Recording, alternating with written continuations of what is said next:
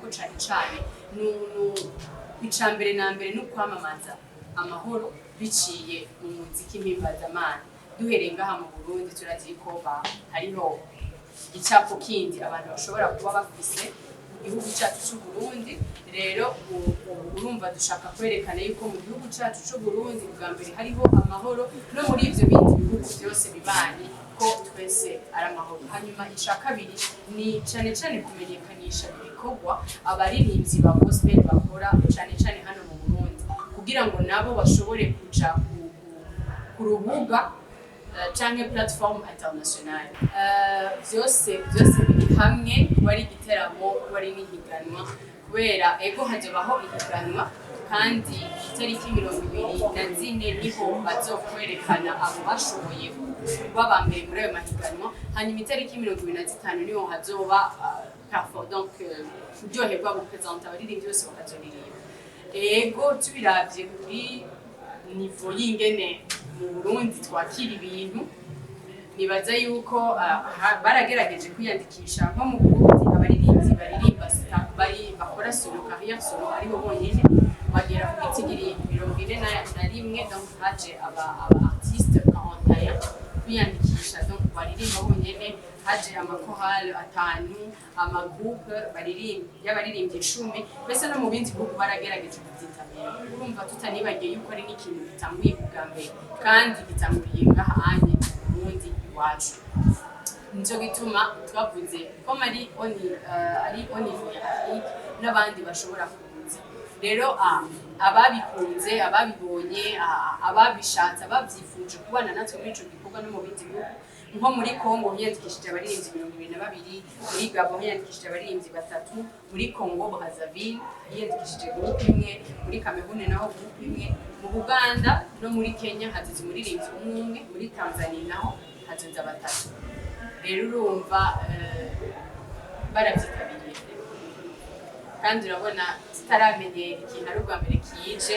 Kenshi ari igihe usanga dufise amakenga ko abantu bashaka kubona mbega iki kintu kije ubwa mbere tugihurumbire nyene bizogenda gute, mbega ivyo bariko baratubwira koko nivyo. Ariko jewe ndashobora kubizeza ko ari vyo. Hanyuma kuba ari higanwa, ego izoba ari higanwa, ariko iryo higanwa izoba ari abaririmbyi bo ngaha mu Burundi iwacu gusa nibo bazoja muri mahiganwa. Ubundi twari twavuze yuko ari igikorwa cyo gushimira abaririmbyi bashoboye gukora ikintu kiboneka bakoze kugira ngo connaissance, kuko twararavye dusanga mu bindi bihugu abandi baririmbyi mu bindi bihugu duhana imbibe turabazi, indirimbo zabo turaziririmba cane gose kandi cane. Mugabo wagenda muri ivyo bihugu nko muri Tanzania ukavuga nk'umuririmbyi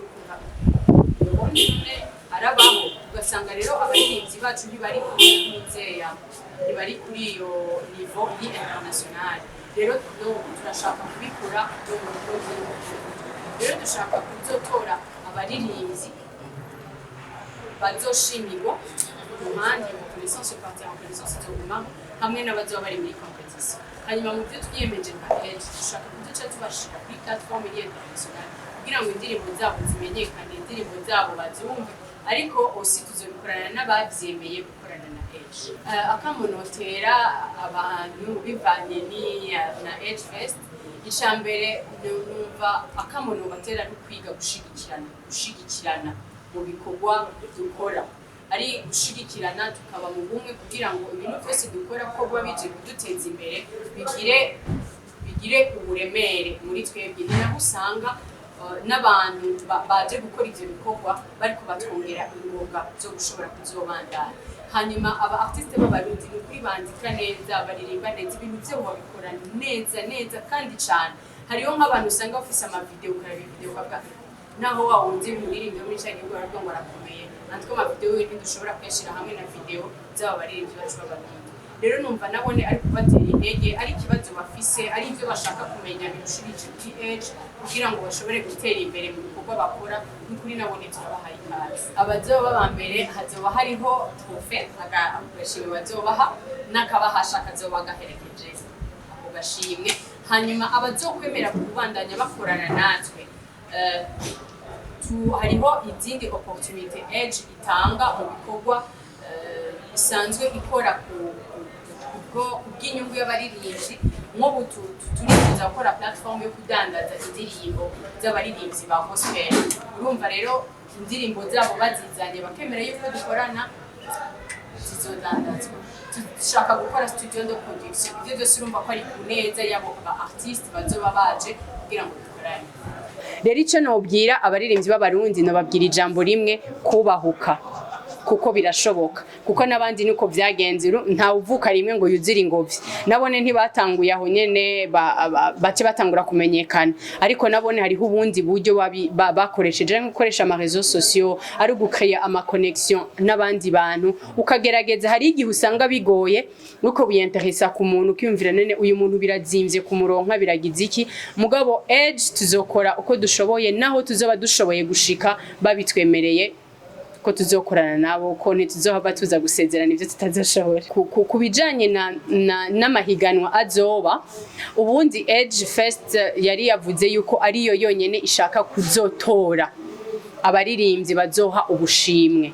Mugabo bunyuma turicara turavyumvira, n'abandi bantu baraduterera ivyumviro, barabitubwira, dusanga coba ciza n'abandi bantu bagiyemwo. Rero twarashizeho komite ya jury, tugerageza gushiramwo abantu bo muri Amicale de Musiciens, tuzoshiramo n'abajournaliste, hazojamwo n'abaproducteurs ba audio n'ama video, hazojamwo tuzosaba n'abantu bo muri ministère ya culture, kuko urumva turi muri art, ko nabone boza tugafashanya muri iyo jury.